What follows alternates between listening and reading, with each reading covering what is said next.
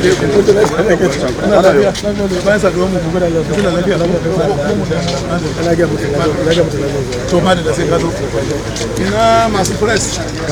fact of the matter is, God doesn't do anything in vain.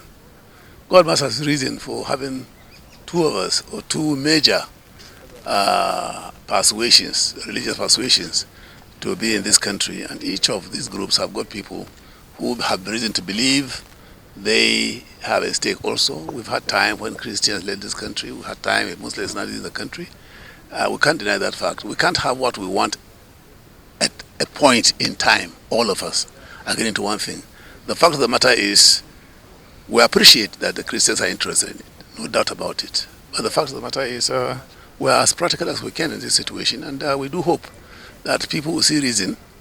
Nobody is wanting to promote Christianity or Muslim ticket necessarily, but we have to face the reality of our politics in the country. And that's what exactly we're doing. So they have nothing to fear? Absolutely nothing to fear. Shetima is another Nigerian like me and you.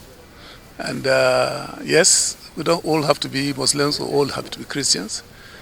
It is the will of God that this time around he's going to be the vice president of this great country if we win the election. And we do hope and pray, and we're working to win the election. What are the chances of APC in Osun election?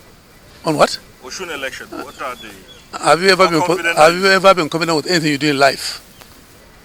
Have you ever been confident in whatever you do in life? Have you? You have to answer that question. I have. You have been. So we're as confident as you, probably more confident than you have been. You will win? By the grace of God. You write it, take it home, sleep over it today, and Saturday, come back and say, Adamu, you are the son of your father. Thank you so much. Thank you. Pleasure. So as a critical stakeholder of the governing APC, what can you assure Christians who are now agitated over the Muslim ticket? I think what is most important is good leadership. A just and fair leader, wherever he comes from. It's better to have a good Christian than a bad Muslim. Likewise, it's better to have a good Muslim than a bad Christian. So it's about the person, not his religion, really.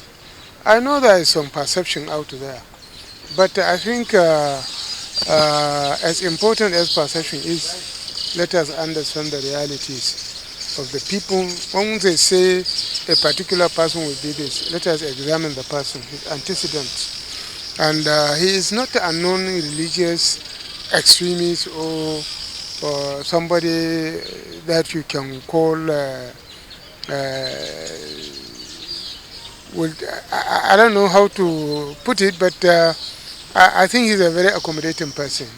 And if you talk to the Christian community in Borno, where he had the opportunity of being governor for 8 years, you will hear their testimony about his performance as being a just and fair leader. So what will be the assurance to the Christians now if you win next year?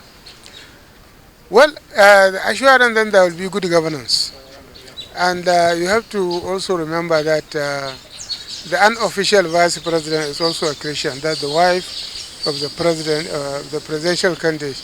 She's a pastor, she's a Christian. So she's the unofficial vice president. So there is always a presence of Christian representation in the presidency. Thank you. Thank you.